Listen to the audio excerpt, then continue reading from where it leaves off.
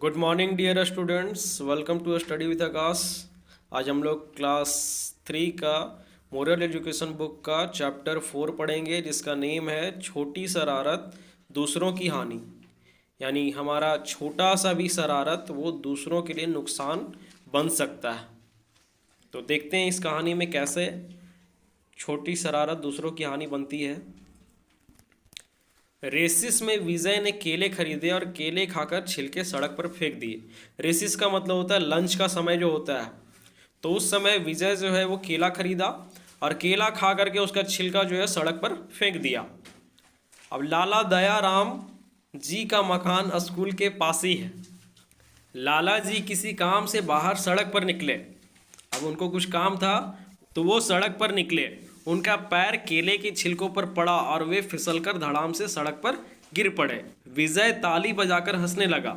अब विजय जो केले खरीद करके जो खाया और उसका छिलका सड़क पर फेंक दिया, जिसके वजह से लाला दयाराम जी किसी काम से निकले थे और वो धड़ाम से सड़क पर जाकर गिर पड़े।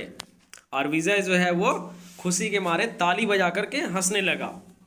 उसने बूढ़े लाला जी को संभालने की कोई परवाह नहीं की, जबकि उसका गलती था। उसने केले खा करके छिलके सड़क पर फेंके और उसकी वजह से लाला गिर गए, लेकिन उसको संभालने का उसको कोई चिंता नहीं था। तभी गोपाल ने दौड़कर लाला जी को उठाया और उन्हें सहारा देकर उनके घर पहुंचाया। अब गोपाल उधर से एक आता है लड़का और वो लाला जी को उठा करके उन्हें सहारा दे करके उनके घर पहुंचा देता है। सोचो, क्या विजय का व्यवहार ठीक है? कभी नहीं।